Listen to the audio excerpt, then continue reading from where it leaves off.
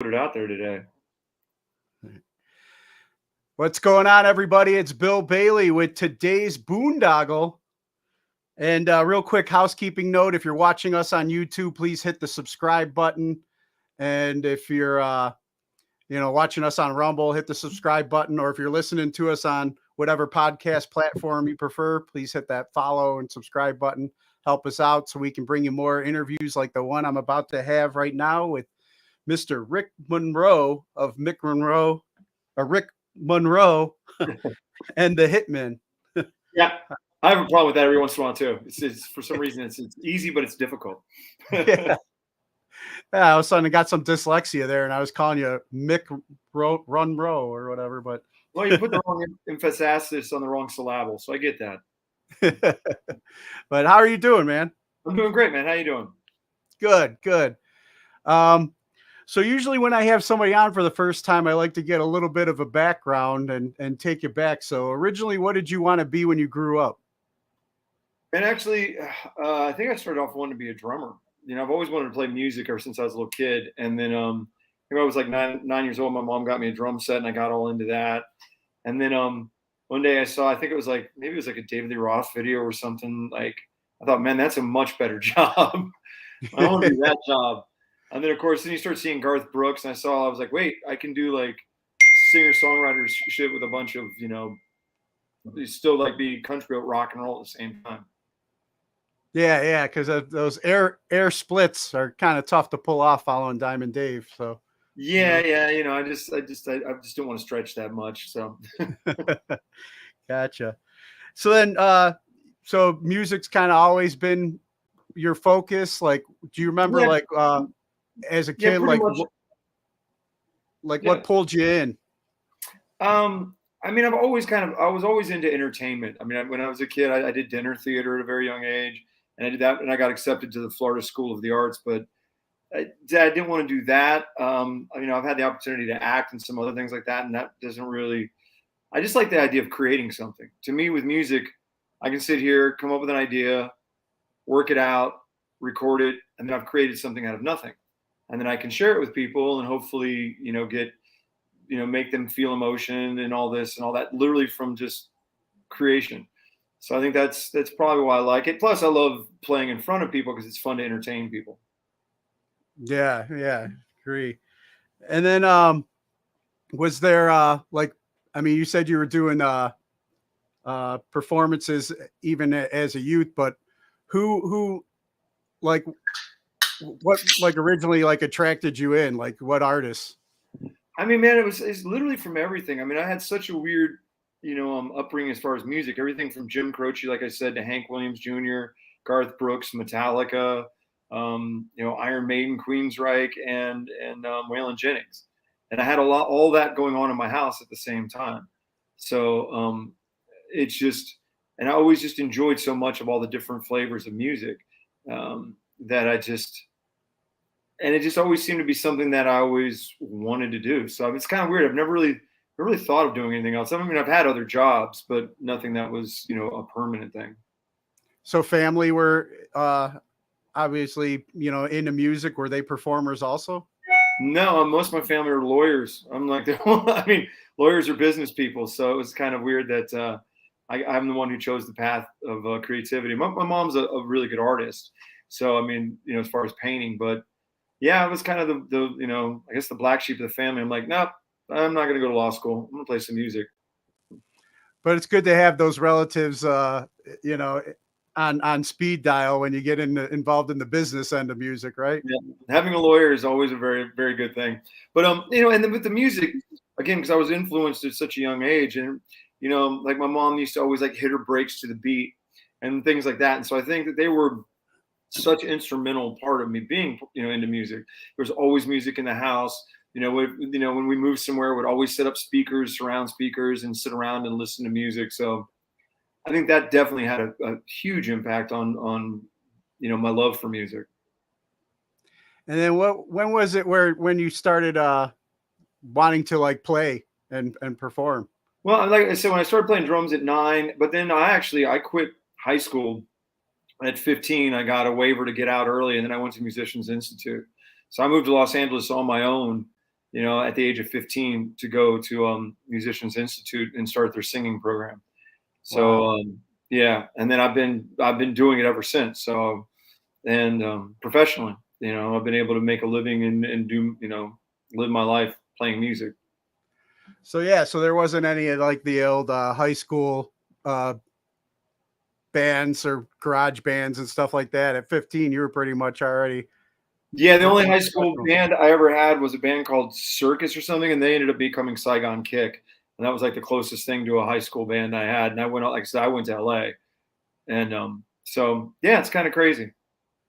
Nice. Well, I mean, you knew back then that that, and you were determined to make it happen. That's pretty impressive. And you said you went by yourself at Yeah, 15 years old out to LA to the school, and 15. Yeah, I packed up my car and I'm like, I'm out of here. I've got like a roomed with like three other guys going to GIT, and I started living as an adult. you know. that's awesome. Yeah. And then so then when did so you went to the school and you like how did that prepare you then for going Um, forward? Well, I think, obviously you learn the basics of stuff, but the biggest thing was the people that I met more so than anything. It's like anybody who goes to Berkeley or anybody who goes to even GIT will tell you it's not as much the program as it is the people that you're going to meet that you're going to end up working with. Like I started, once I got there, I got into a band and I had a couple different bands that we kicked around in LA at that time. And then as I grew as an artist, I started wanting to write more, and that's kind of led me back to country, which is where I kind of started from as a kid with like I said, like the Garth Brooks and the Jim Croce, which is very like, or James Taylor-ish with Hank Jr. Those were also real big influences. And I always wanted to try. My biggest thing was I always was trying to tell people, hey, can you take the lyric sensibility and storytelling of a country song and put the heart and soul of rock and roll and the kick behind it? And man, for years, people are just like, nah, we don't do that. And I think we finally landed on it. I think more people are starting to realize that's a good mix, but Nice. And then so when did you I guess gather up and get the Hitmen involved? I mean, that's actually only been recently. I mean, I did a lot of solo touring by myself. I did, I've had bands on and off, and then I finally was doing a bunch of stuff in LA, and it just wasn't, just kind of the scene wasn't really there for the kind of music I was doing. So I ended up in Nashville. And from that, I ended up getting sponsored by Jägermeister, which put me out on the road with Pat Green, Randy Houser, Eric Church, Lee Brice, Aaron Lewis, Eli Young Band. I would go out and do solo acoustic gigs with them. And that was a really cool thing. It was kind of double-edged sword because instead of like kind of moving forward as an artist, I became, the Jaeger guy, which, isn't bad, but also when you get a case of Jaeger night, that's not very healthy either. Nope. And then I finally said, okay, I need to kind of really focus on me and what I'm doing, and kicked around a couple guys. And about 4 years ago, the guitar player Bobby Perkins, who came in, kind of got the gig, and then we slowly have been putting together ever since then everybody else. And then finally a year ago, Jason Bowl, the drummer, kind of rounded it all out. And so it's just been, that's kind of how it happened. It happened over time. Alan Beeler, who's the bass player, he and I write all the new stuff that we've been doing. And at the time, well, COVID hit. Like we'd gone West Coast to do a huge tour. Everything was going really well. Then COVID hit. We had a drummer literally have a psychotic break. And we did a lot of streaming. Then we decided to start writing a record. And we worked with a guy named Malcolm Springer. And he kind of started focusing us a little bit more. And I think that's what really turned it into a band instead of just a solo artist. And through that, those guys got so involved that it's like, well, I want this to be a band. So about a year and a half ago, we decided, okay, it's Rick Monroe and the Hitmen. Nice. Yeah, I didn't mean to jump ahead there. I didn't. That's all right. realize. That's just long explanation to a short story. No, no, that's fine. I just because I brought up when the Hitmen came together, but I didn't realize that there's so much of just when you moved to Nashville and then you got the Jaeger sponsorship and started hitting the road, that all those artists that you mentioned that you played with, like what was that like? How how did that like prepare you now for where you're at today? Well, honestly, man, having to go out on stage in front of like Pat Green and his audience, or Eric Church, or people who really don't care to see you, because you're just like some dude with an acoustic walking up in front of a couple thousand people. I think it basically made me fearless. You know, I mean, Pat Green's fans will sit there and go, Pat F and Green, and throw crap at you because they don't care. And at first it scared the hell out of me. And then eventually I was just like, look, Pat's not coming out until I'm done playing. So you guys can yell Pat F and Green all day long and I'll wait. And then I earned his respect because of that. And then, you know, and then I had like the Eric Church guys used to try to, you know, turn the house lights on or talk in my ears to mess with me. And it's just kind of like, you know, I guess it's like basic training for music. You know, Sounds like it. Yeah, it's all the hate. And I got through it. And now, you know, like we're out with Ted Nugent or anything like that, or anybody I mean, it's weird. In the last, you know, year, we've opened up for everybody from, you know, Saliva Saving Abel, you know, to like, you know, other country artists and Queensryche. And so I'm just like, cool, we're going to do whatever we do. And I have no fear. Yeah, that's great. But you know, all that I guess growing pains with the other performers and their crew and stuff. No wonder you had to surround yourself with some hitmen, huh? Oh, yeah, definitely, to protect keep my, you know, watch my six, man. Somebody's got to be there. So yeah, so then you got you know, then you guys started coming together as a band, and then you mentioned, you know, you're about to do a big festival. I think out in California, and then COVID came and kind of put the kibosh on things. Was everybody in the band kind of local, or how did you guys kind of stick together and keep working? Well, everybody lived in Nashville. So yeah, we were, and it was kind of weird. Like we did this whole West Coast tour and it was great. And we're like real excited. We had a whole bunch of shows starting to pile up, and 2020 was going to be a great year. And then then COVID, and then we started losing all the gigs. But the drummer and bass player lived together. The guitar player lived around the corner from them, and I wasn't that far away.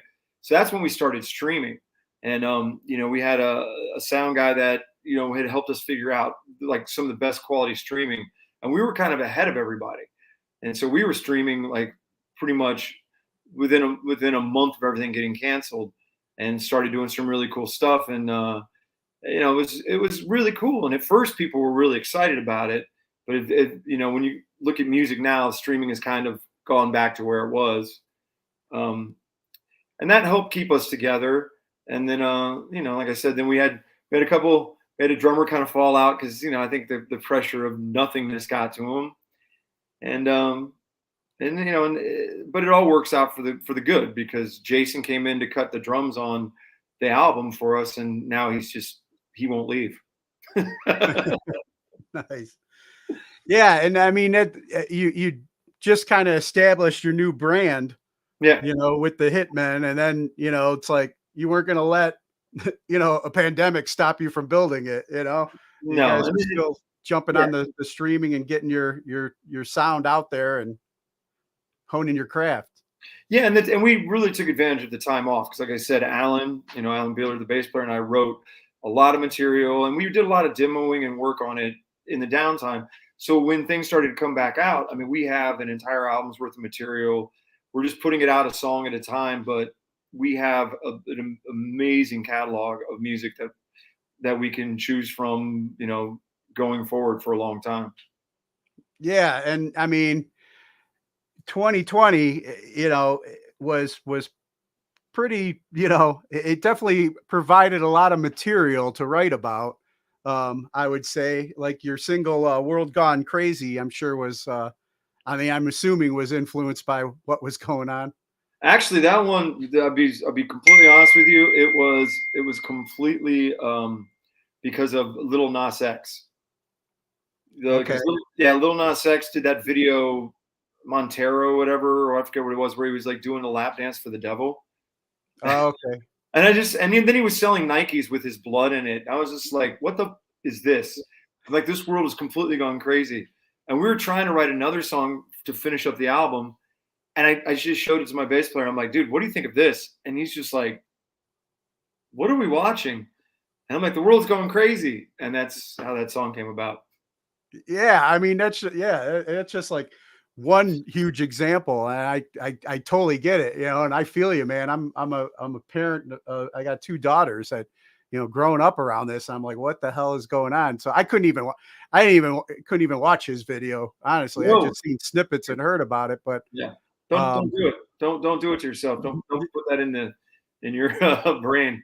yeah, I got enough stuff that, you mentioned being sponsored by Jägermeister, and right away I remember some of my first blackouts back in the day with Jaeger in the Navy and stuff. So it's like I'm 13 years sober now, but it's like I had I got too much junk already up there. I don't need to add to it. I'm trying to fill it with good stuff now. Like That's right. Well, and yet Jaeger is always so the funniest thing I said, Jägermeister, the best night you'll never remember.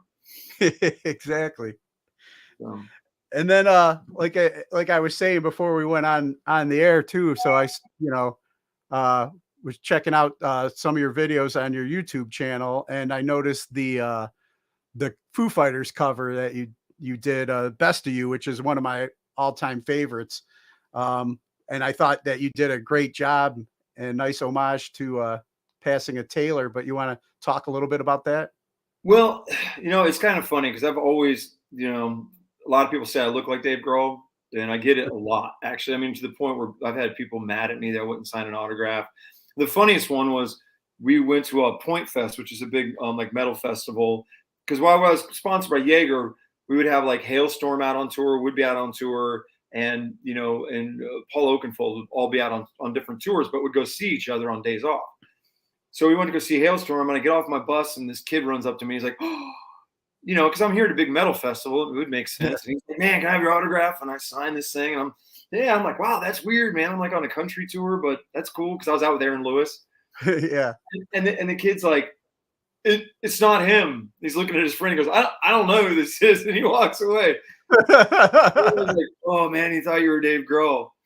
So that's why in the video we have the T-shirt, not Dave Grohl. Yeah. And the weird thing is we cut that a while ago, and we even had the video, and we released the video the day that Taylor died. We had no idea. Like we literally were just like excited because we thought it'd be kind of funny, me and him and the Dave Grohl thing. And so we put it out that afternoon, and we're playing a show in Madison.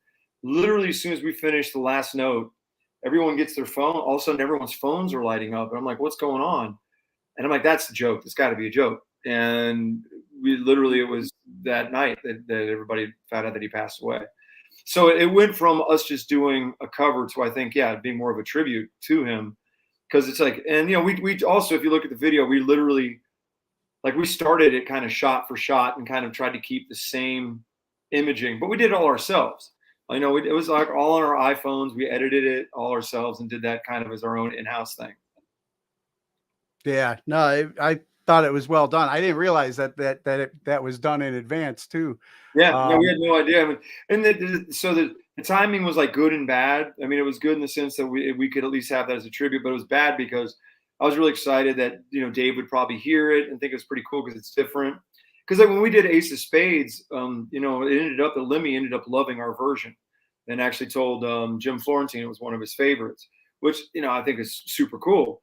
So I was really excited to see if Dave would actually go, "Hey, this is pretty cool, a country version." But obviously, you're not gonna go, "Hey, Dave, have you heard the song? I mean, I know your best friend died, but what about us?" So yeah. But yeah, I mean, it was a shame, and it's just another musical tragedy. Yeah, definitely. I remember, I was actually on a Zoom AA meeting with a bunch of musicians that I'm friends with, and then during it, all of a sudden, in the group chat, it came up. We're like, no way. So then it became like all of us kind of talking and supporting each other with that news as well. Yeah, it definitely came out of left field, and it was it's awful. And that's why that's why every day above ground's a good day.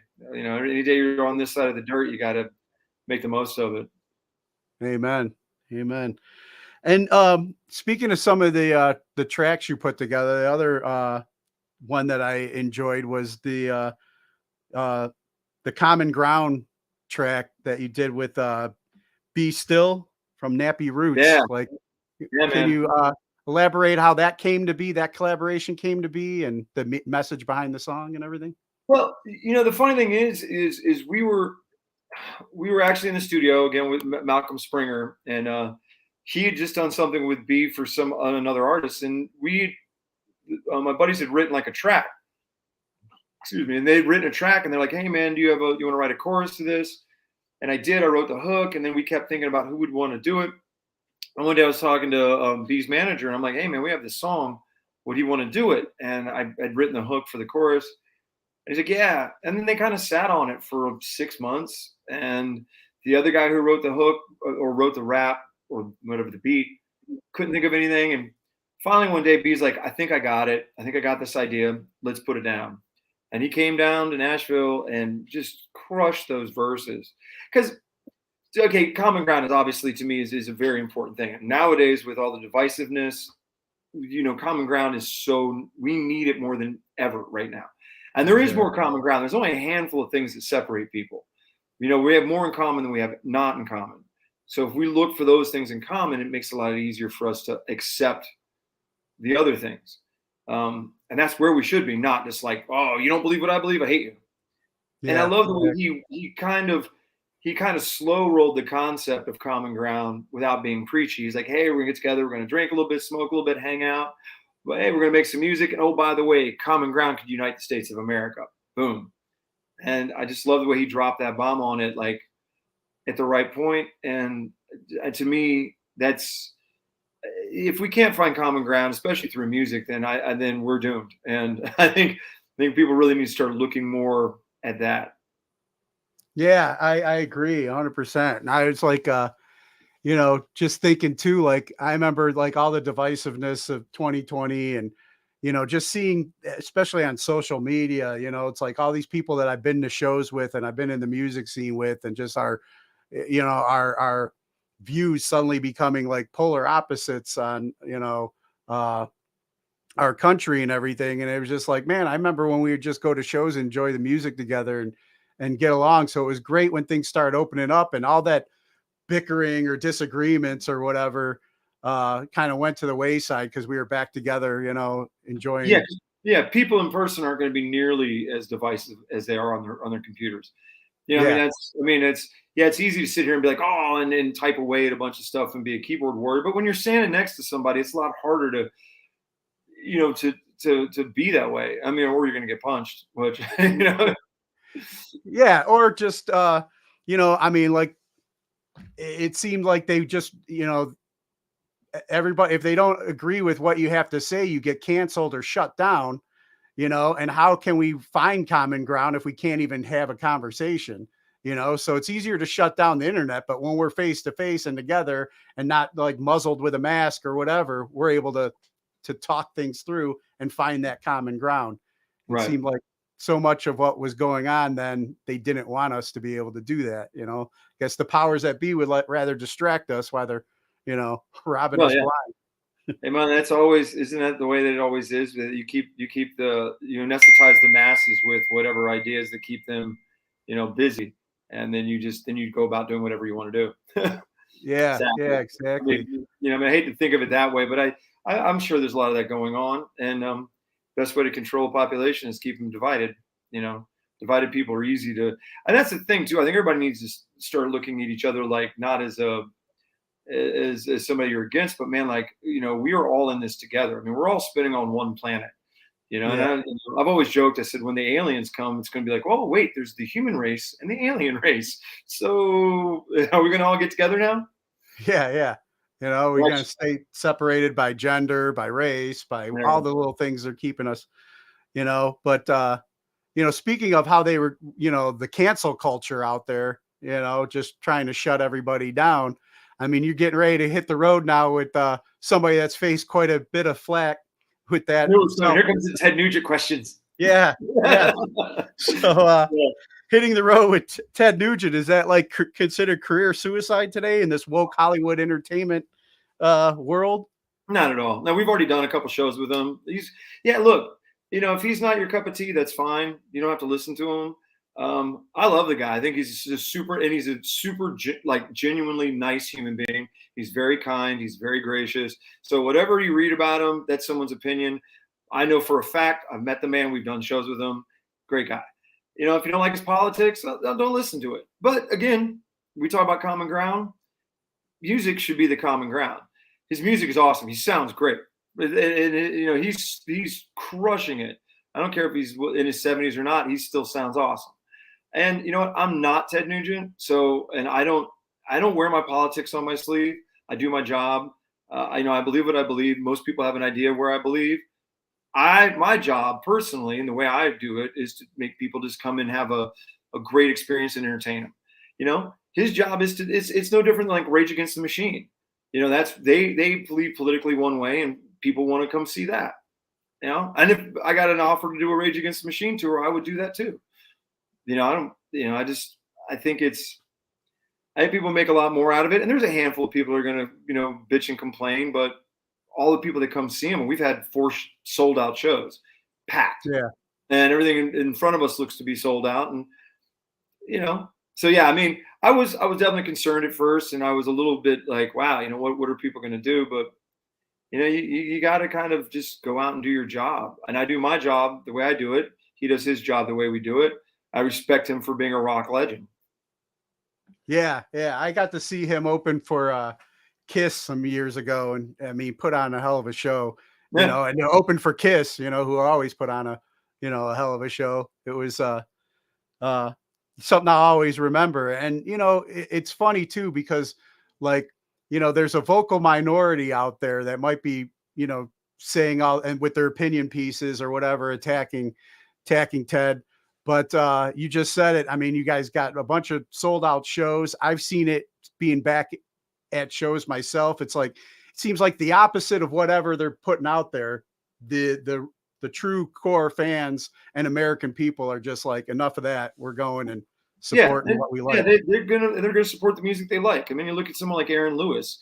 I mean, Aaron Lewis went against the grain and did something very patriotic, and you know, had the #1 record. So I mean, I just, you know, I mean, that's not my thing, you know, that's never been. So, but I'm also, I definitely am not, I don't know, like I said, Ted does Ted, and I love watching Ted every night. He's funny, you know.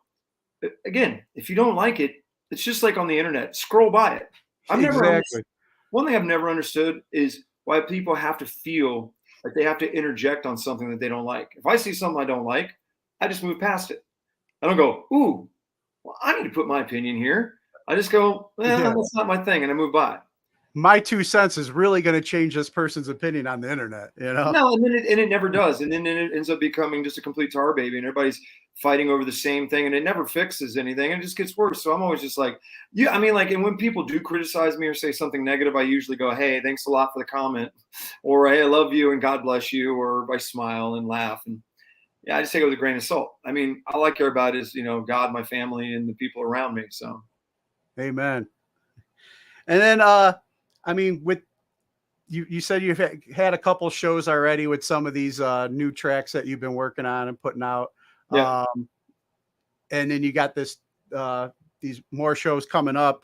What is there a particular song that you feel like has been really your favorite to play live in front of a live audience? Man, it's really hard to say, because like our opening song is a song called "Devil on Both Sides," and it's a kick you in the teeth song. I mean, we definitely tailored our set to open for Ted. You know, I mean, we're considered a country band, so we, you know, like I said, we could go play. We've played for the Oak Ridge Boys and Patty Loveless, as well as for Queensryche. So we got a pretty wide berth of material. You know, that one kicks you in the face. I wrote a song. I wanted to have a 3 Days Grace country song, and we got that on Bad Stretch of the Road. And they all seem to go over really well. Obviously, Ace of Spades, people freak out that a country band does it. So that one does really well.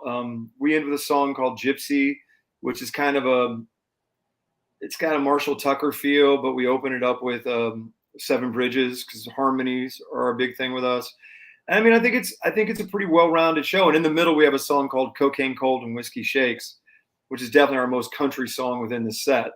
But all of it seems to be connecting really well. And people have been I mean, we only have 30 minutes, so we try to pack that 30 minutes as much as we can. I'm more like, hey, good to see you all. Next song. Hey, Ted Nugent's coming up. Next song. So, we want to make sure we get as much music in there as we can. Yeah, gotcha. And then, I was reading too that you've done shows in the past with for our military, through the USO and the Armed Forces Entertainment. Yeah. You want to share a little bit of some of those stories? I'm retired Navy, and I got to actually do security for some of those shows when they came through our base, and it was like, man, it was like a highlight for us to just kind of take our heads out of our current situation and make us kind of forget about stuff and enjoy home for a little bit. For a little bit. Well, thank you for your service. I appreciate that. And where were you stationed? I was in my last deployment. I was at Camp Arifjan in Kuwait. Ooh, wow. So we I did get to do a tailhook landing on the Nimitz and then go play like an acoustic thing for like a bunch of the upper brass. So that's kind of, so I got my tailhook certificate, which is kind of cool. Yeah. And I love it when we stayed, because we flew out, landed, played like a kind of a private show, and then we stayed overnight, and they flew us out the next morning. And I swear by design, they put us right under the flight path. Like, I think my bunk was literally like right there. Yeah. So you'd hear the operations going on and everything. Oh, it was great. Then that is mind-boggling to land on an aircraft carrier, because we were on a COD, and the backdrops, and all of a sudden it's just the M&Ms running everywhere, and it's like sensory overload. And the guy's just like, and you're like, huh? So you walk in, you walk off, there's all these planes landing next to you, and the next thing you know, you're standing there, and the guy, the captain of the ship or admiral, or what would it be for the admiral? He has us in his quarters all of a sudden. I'm just like, a couple seconds ago, his planes were landing next to my head, and now I'm sitting here getting a coin from the admiral, and we're just talking about, and he's just BSing with us and looking forward to the show. He's like, well, you want to go see some planes land? I'm like, yeah. Next thing I know, I'm on the flight line, and we're literally feet away from that little line that separates you from the planes, watching these planes come in. He's like, well, one of our cables is out, but that's fine. So that was really cool. And then the funny thing is, after we did our show, he goes, well, do you want to see some night ops? So we go up on the bridge or whatever, bridge, right? Yeah, the bridge, yeah. I don't want to give these terminologies wrong. So we go up to the bridge, and we're sitting there, and it was funny because it was kind of like Top Gun all of a sudden. I was like, he's drinking his coffee, and I'm like, is anyone going to do a flyby? And so he's like, hey, have you ever seen anybody land a plane without, hands-free? Ever seen that? And I'm like, no, I'd love to see that. So everybody gets landed. They kind of get out, and they keep their the rescue helicopter out just off the deck, and they go, hey, we'd like to try a hands-free landing. It's like, okay. So the guy's coming around. He lights up his canopy so you can see his hands are up. He goes, hands up, and he comes in, and he misses all the cables. No, and I've never seen a man, and he goes, instantly, the plane skids sideways. There's like spray of all these different, sparks everywhere. Guns, it flies right back off. And nobody freaked out. Like, I'm freaking out. A couple people were running around. He's like, I'd like to find out which sailors were running around down there. And then he comes back and he goes, would you like to try it again? He's like, negative, sir. We're going to do a normal landing. And he comes in. And I'm like, wow. And then we went down into their briefing area. And of course, they're doing the debrief of the flight ops. And of course, I'm like, so which one of you guys did the hands-free landing? And he's like, why would you ask that? It was me. Why would you ask me that? The pilots were great. They were so much fun. And, I've done that. Obviously, we've been in country, downrange on a couple different spots that actually got attacked while we were playing. And the guy's like, we're going to have to hot load you out of here, but don't worry, Never felt safer in my life, though, just being surrounded by the military. And there's not enough that I can say or that we can do to thank them and their families for the sacrifices, and anything that we can ever do for military and their families. We're always there 100%. That's awesome. Yeah, you're bringing back memories, because my first duty station was with an F-14 squadron. So we were on the Theodore Roosevelt aircraft carrier. Yeah. And I must have slept in the same area, because you'd hear the lines and everything, the landings, everything going all night, and got to do night ops and all that stuff. But yeah, definitely, definitely some stories. My daughters took me to see the new Top Gun on Father's Day and stuff, and I saw my old squadron's patch on Maverick's locker and stuff. So I was like, You're like, yeah, I know that. That's cool. Yeah. What'd you think of that movie? I love that movie. yeah, I loved it too. Yeah, it was great. I mean, I grew up with the original one, and then, like I said, went in and I was one of the brown M&Ms on the flight deck that would, launch do the final safety checks, take the chains off. Yeah, and then pass them off to the white M&Ms and all that. So for the people who don't know what an M&M is when you land on a ship, like everybody's color coded. So everybody's like, they've got, I mean, I don't know what the colors are, but it looks like a bunch of M&Ms because it's just red, green, brown, and all their helmets. Like, it's the helmets, right? Or is it they've got helmets and the vests and the shirt. It would just kind of let you know what department you were a part of. Like red would be ordnance, and brown, we were the line rats. So we were basically just like the basic maintenance people that would send it off. And then the white was like, I think QA or something. And I think yellow might have been fuel, and then green was like electric, I believe. But yeah, it was quite a it's amazing. I mean, for anybody who's never spent any time with the military at all, really needs to go out and do something. Whether it is visit a base, whether it's do something for the families. I mean, because it's amazing. You have no idea like the kind of work that goes into it, and it's always. I'm always just astounded by and we got a lot of these like 18 to 20-year-old kids that are just doing the most insane jobs. So yeah, and that's how old I was when I was on that aircraft carrier. Yeah, but and then I read that because of all your experiences, all the people you've been around, and all the places you've been as well, that you've kind of earned the nickname Elvis Gump. Yeah. Share a little bit about that? Well, yeah, my brother gave me that nickname because I stumble into the craziest things, like I got to do a private concert for Mikhail Gorbachev. He was coming over to because him and his wife, and I think Yeltsin's wife, have orphanages over in Russia, and they were raising funds at the time. And so Voice of America asked me if I wanted to go do a private show for him on the USS Sequoia, which for history buffs, that's where I think that Kennedy used to go up and down the Potomac on that. And I think Johnson actually signed the end of the Vietnam War there. It was an old presidential yacht. So it's really cool. And yeah, I was literally me and 40 people. I was playing music for Gorbachev and doing vodka shots with him, which is pretty cool. He has his own vodka line from Stille of Nappy Roots. It's called Presidential. And so that actually led to me going to tour Russia for like a month to raise money for the orphanages. And it was at the time, I think the Frank Foundation or something. So, it was pretty amazing, which led to me getting to go and do some more stuff like in Vietnam with Pete Peterson and John McCain, and just crazy things where I stumble into it and be like, hey, I'm here to play some music. That's awesome. That's very, yeah. And speaking of, your support for the, playing for the orphanages and supporting children, I saw that you did a track for working with St. Jude's Children's Hospital. Yeah. You want to talk a little bit about that? Well, I mean, cancer has really affected my life, my family's life, and almost everyone's life. But I had my brother and my dad pass away pretty much back to back from cancer, and we had some connections. My brother had a really good connection with Marlo Thomas's niece, I think it was. It was one of the people in the family, and we just discussed this song I had called God's Ear, and I was like, it'd be really cool if there's a way we could tie it in and give like 25% of all the proceeds to St. Jude. Would you guys be into that? So we made a deal with him on that. So the song God's Ear, if you go download it, which I'm saying go download it, we'll be giving 25% of the proceeds to St. Jude. It's which is a great cause.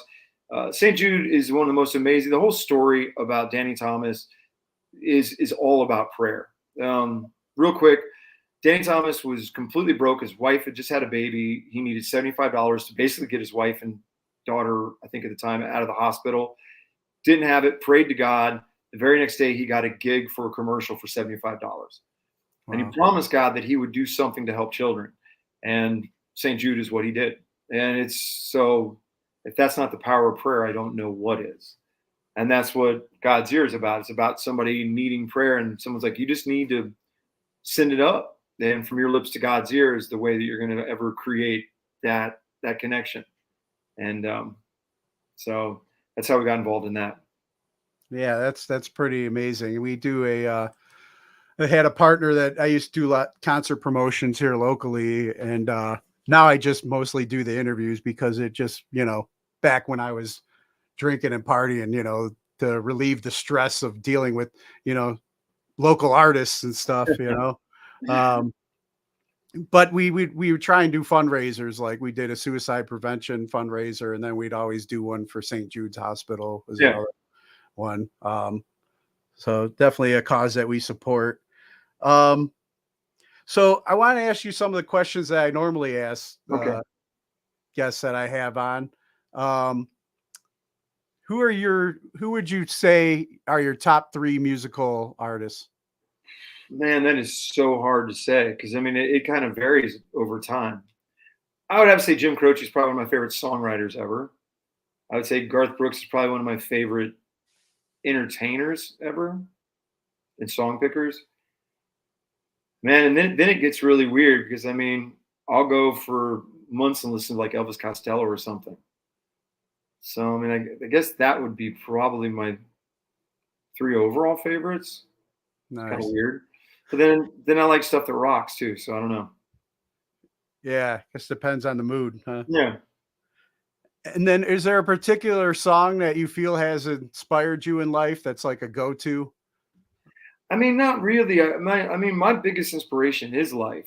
And so, and I mean, it's just living life inspires me more than anything. Songs are more of a mood kind of a thing. Like, for a momentary thing, so I really don't have that. This is my song thing. Okay. And then is there, what class do you feel should be mandatory before graduating high school today? Man, life skills. I think they need to start doing some form of a life skill where it's like how to balance a checkbook, how to basic cooking, basic just basic human need things, like. So I mean, honestly, I think they should teach farming, husbandry, weaponry, like everything. Like people should literally that should be like the first thing you learn before anything else. Seriously, because I mean, I think without that, what if the grid goes down? You're screwed. Exactly. So I mean, if I had a chance to do a charter school, it would literally be life skills, basic math, and then once somebody had that ability to be self-sustaining and take care of themselves, then you worry about like all the extracurricular stuff. And I think that would be kind of important. I agree 100%. Now you played with we mentioned quite a few of the artists that you've had the opportunity to play with or hit the road with. Is there any one in particular that you've had like the most fun with and would go out with regularly? Man, I've been very fortunate because I've always had really good luck with touring with other artists, and I don't really have like a nightmare story. Like I hated working with that guy. I mean, guys like Dierks Bentley is fun. I mean, that guy is just everything about him is fun. His crew's fun. He's a good dude. I think Eric Church has been a lot of fun. That was always a fun thing. I mean, so far the dates we've done with Ted is great, and plus it's funny because Ted's straight edge, and it's so nice to kind of be around that energy a little bit. It's good for us. I mean, we're not heavy drinkers, but it's just the fact that it's not as prevalent backstage. It kind of makes it nice. I mean, yeah, there's actually a lot of artists that I'd love to tour with, and I think it'd be fun. I think Kid Rock would be fun because I think he's out of his mind. I would love, to tour with Blackberry Smoke. I think would be kind of cool. Whiskey Myers, I think would be fun. Leonard Skinner actually would probably be one of like just the most incredible band to just do a tour with, to just be in front of their fan base. Oh yeah, but And then, who are 3 people who've inspired you or you can credit for making you the person you are today? Well, my mom, because my mom was always super supportive, and she always is supportive still. My brother, who always influenced me with music, and just was just always there. I mean, now I guess he's up there watching, and he would have loved the Ted Nugent thing. Uh, and my wife, who's actually put up with me for so long and supports me no matter what I do. So those 3 people have been instrumental in who I am and keeping me going. Awesome. And then, I mean, we've kind of touched on like St. Jude's and stuff like that, but are there any other organizations that you support that you encourage others to look into? Man, I mean, just anything, especially local. I mean, look at local things. I mean, we have a Safe Haven is a really good homeless shelter here in Nashville. Um, there's a lot of things that people should just look into that are around them. Obviously, Folds of Honor does a lot of good stuff. And my buddies own a company called Scars and Stripes, which isn't as much of a charity as it is that they help veterans empower them to get into business. I mean, anything like that is really good. There's a can I use the F word? I don't Yes. know. Okay. Well, there's a company called Fuck Cancer, and Yeah. yeah, that's one of my. I mean, we wear that hat all the time. I think my drummer and I do, and I think they're a great organization. But I'm always like, who can't agree with that statement? I Yeah. mean, I've seen them you at might be festivals offended, and but stuff. you know, um, so yeah, I mean, I just and then look at but the biggest thing is before you ever get into working with a charity is really look and see where the money goes, and make sure the money is going to the cause that they're supposed to be working for. And so I think that's really important. Oh yeah, I agree. And then here's a question that takes people back, I usually get some really cool answers from. But do you remember your favorite toy as a child? Oh damn.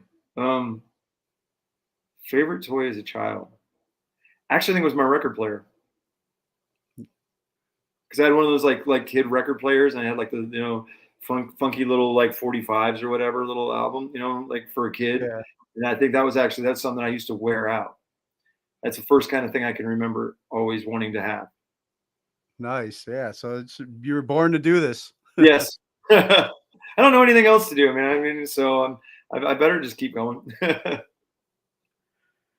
And then I don't know, about you, but I know quite a few people that have been big wrestling fans over the years, and I know Nashville has had a scene for years. Is there were you a wrestling fan, or do you have a favorite wrestler?